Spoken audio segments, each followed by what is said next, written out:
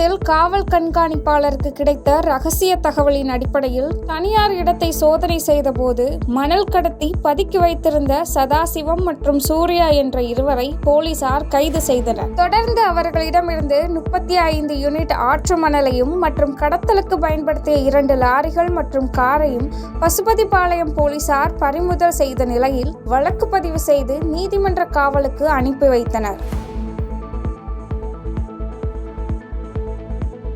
ஈரோடு மாவட்டம் செங்கோடம்பாளையத்தில் Tamil Nadu digital printing சங்கத்தின் 15ஆம் ஆண்டு விழாவை முன்னிட்டு நடைபெற்ற பொதுக்கூட்டத்தில் அரசாங்க அனுமதியுடன் பொது இடங்களில் பேனர் வைக்க அனுமதித்து நலிவடைந்துள்ள வாழ்வாதாரத்தை அரசு பாதுகாக்க வேண்டும் என சங்கத்தின் மாநில தலைவர் சுரேஷ் அரசுக்கு வேண்டுகோள் விடுத்துள்ளார்.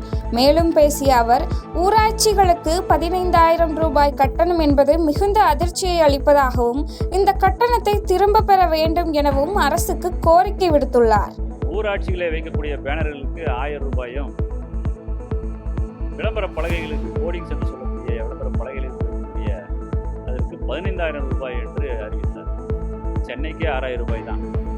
விளம்பர பலகைகள் வைப்பதற்கு சதுர மீட்டருக்கு சென்னைக்கு 1000 ரூபாய் தான். அப்படி இருக்கின்ற பொழுது எப்படி எங்களால் 15,000 ரூபாயை செலுத்த முடியும் என்பதை நாங்கள் இந்த நேரத்தில் கேள்வியாக வைக்கிறோம். அது ஒருவேளை அமைச்சர் அவர்கள் கவன குறைவால் 1,500 சொல்வதற்கு பதிலாக 15,000 என்று சொல்லிவிட்டார் என்றுதான் நாங்கள் கருதுகிறோம். அதே வேளையில் பேனர் வைப்பதற்கு வெறும் 100 ரூபாய் தான் இருக்க வேண்டும் என்று சொன்னால் பேரூராட்சிக்கு 250 ரூபாய் ஒரு பேனருக்கு கட்டணமாக செலுத்தி வருகிறோம். அப்படி இருக்கின்ற பொழுது பேரூராட்சிக்கு 250 ரூபாய் இருக்கும் பொழுது ஊராட்சிகளுக்கு எப்படி நாங்கள் 1000 ரூபாய் செலுத்துவது என்பது இங்கே கேள்வியாக வைக்கிறோம். கோவை மாவட்டம் மேட்டுப்பாளையம் அருகே தேசிய நெடுஞ்சாலையில் கார் ஒன்று சாலை தடுப்பு சுவரில் மோதி காரில் இருந்த 5 பேரில் கிருஷ்ணமூர்த்தி, மதன்குமார் என்ற இருவர் சம்பவ இடத்திலேயே உயிரிழந்தனர். இதனைத் தொடர்ந்து சம்பவ இடத்திற்கு வந்த காரமடை போலீசார் காயமடைந்தவர்களை மீட்டு உயிரிழந்த 2 பேரின் உடலையும் மேட்டுப்பாளையம் அரசு மருத்துவமனைக்கு பிரேத பரிசோதனைக்காக அனுப்பி வைத்த நிலையில் வழக்கு பதிவு செய்து விபத்து குறித்து விசாரணை மேற்கொண்டு வருகின்றனர். கோவை மாவட்டம் சோமனூரில் திருப்பூர் மாவட்ட கூலிக்கு நெசவு செய்யும் விசைத்தறி உரிமையாளர்கள் சங்க அவசர பொதுக்குழு கூட்டத்தில் புதிய ஒப்பந்த கூலியை அரசு வழங்காவிட்டால் மீண்டும் போராட்டம் அறிவிக்கப்படும் என்று தீர்மானம் நிறைவேற்றப்பட்டுள்ளது. மேலும் செய்தியாளர்களிடம் பேசிய விசைத்தறியாளர்கள், பேச்சுவார்த்தையில் எட்டப்பட்ட முடிவை ஜவுளி உற்பத்தியாளர்கள் உடனடியாக அமல்படுத்த வேண்டும் என்றும், இல்லையெனில் அடுத்த கட்ட போராட்டத்திற்கு செல்லவிருப்பதாகவும் தெரிவித்தனர். சோமனூர் பகுதியில் மட்டும் கணிசமான அளவு கூலி உயர்வை அளித்திருக்கிறார்கள். அவனாசி, பல்லடம் பகுதி ஜவுளி உற்பத்தியாளர்கள் இதுவரை அந்த புதிய கூலி உயர்வை வழங்க முன்வரவில்லை. எனவே அவர்கள் ஒரு வாரங்களுக்குள் இந்த புதிய நியாயமான கூலியை அமல்படுத்த வேண்டும் என்றும், இல்லை என்றால் கோவை திருப்பூர் மாவட்ட கூட்டமைப்பின் சார்பிலே அடுத்த கட்டமாக கூட்டமைப்பு கூடி பல்வேறு போராட்டங்களை அறிவிப்பது என்றும், தொழில் அழிந்து வரும் சூழ்நிலையில் கிடைக்கப்பட்ட அந்த குறைந்த கூலி உயர்வை இன்னும் அமல்படுத்தாத சூழலை விசைத்தறியாளர்களுக்கு கடுமையான வேதனையும் வருத்தத்தையும் ஏற்படுத்தி இருக்கிறது. எனவே தமிழக முதல்வர் அவர்கள் நேரடியாக தலையிட்டு இந்த கூலி உயர்வு பிரச்சனைக்கு நிரந்தர தீர்வு காண வேண்டும் என இந்த பொதுக்குழு கூட்டத்தின் வாயிலாக கேட்டுக்கொள்கிறோம். கோவை மாவட்டம் பொள்ளாச்சியில் சட்டமன்ற உறுப்பினர் ஜெயராமன் மகன் திருமண விழாவில் பாஜக தலைவர்கள் பங்கேற்று மணமக்களை வாழ்த்தினர். மேலும் இந்த நிகழ்ச்சியில் அதிமுக எதிர்க்கட்சி தலைவர் எடப்பாடி பழனிசாமி, SP வேலுமணி, உடுமலை ராதாகிருஷ்ணன் உள்ளிட்ட பல அரசியல் தலைவர்கள் கலந்து கொண்டனர்.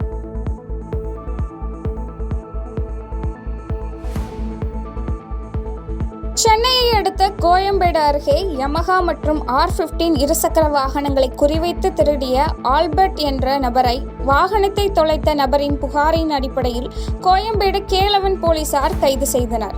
கைது செய்ததை தொடர்ந்து கேலவன் போலீசார் அவரிடம் இருந்த 3 யமஹா மற்றும் R15 இருசக்கர வாகனங்கள் பறிமுதல் செய்யப்பட்டு நீதிமன்றத்தில் ஆஜர்படுத்தி சிறையில் அடைக்கப்பட்டார்.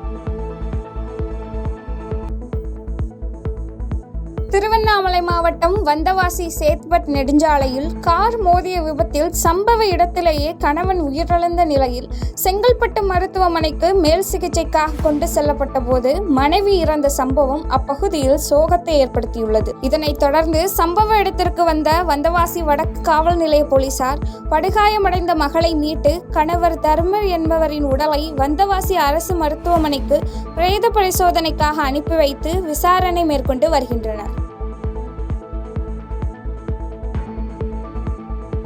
திருவள்ளூர் மாவட்டம் திருத்தணியில் உள்ள பெண்கள் அழகு நிலைய கடையின் மேற்கூரை எரிந்ததால் அப்பகுதியில் பரபரப்பு ஏற்பட்டது. இதனையடுத்து தகவலின் பேரில் சம்பவ இடத்திற்கு வந்த திருத்தணி தீயணைப்பு துறையினர் விரைந்து தீயினை அணைத்ததால் 3 லட்சம் ரூபாய் மதிப்புள்ள அழகு சாதன பொருட்கள் தீயின் பாதிப்பு இல்லாமல் கைப்பற்றப்பட்டது. புதுச்சேரியில் கதிர்காமம் அருகே முன்விரோதம் காரணமாக ஏற்பட்ட கோஷ்டி மோதலில் 3 பேருக்கு சரமாரியான அரிவாள் விட்டு விழுந்ததை அடுத்து தினகரன் என்பவர் உயிருக்கு போராடிய நிலையில் சிகிச்சை பெற்று வரும் சம்பவம் அப்பகுதியில் அதிர்ச்சியை ஏற்படுத்தியுள்ளது. இந்த சம்பவம் குறித்து வழக்கு பதிவு செய்த கோரிமேடு போலீசார் குற்றவாளி 4 பேரை கைது செய்து விசாரணை மேற்கொண்டு வரும் நிலையில் தலைமறைவான 3 பேரை வலைவீசி தேடி வருகின்றனர்.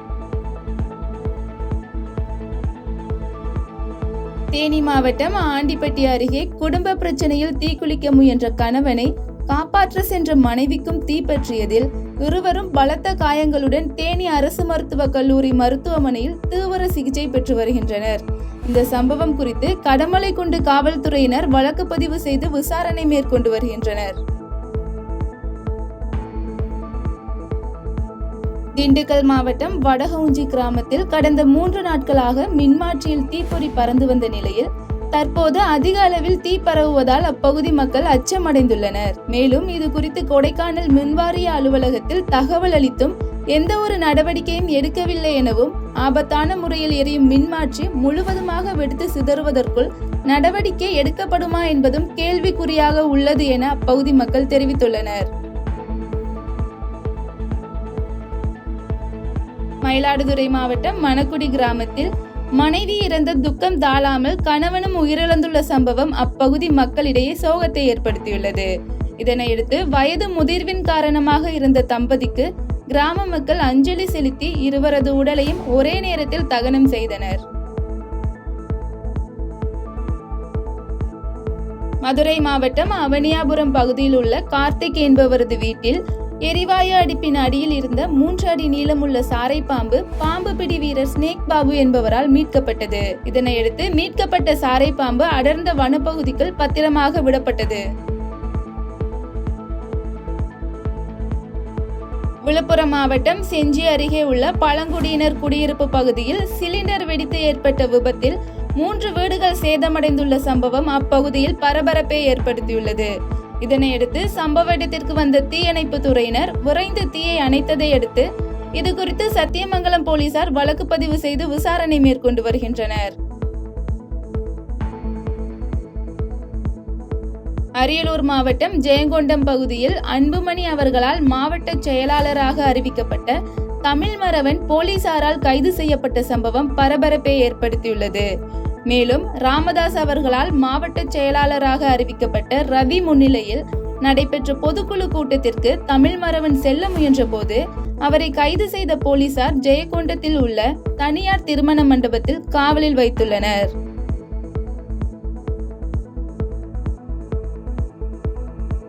காஞ்சிபுரம் மாவட்டம் பிள்ளையார்பாளையம் பகுதியில் சுதந்திர போராட்ட தியாகி அஞ்சலையம்மாள் பிறந்த நாளை முன்னிட்டு தாவேகாவினர் சார்பில் முதியவர்களுக்கான இலவச மருத்துவ முகாம் நடைபெற்றது.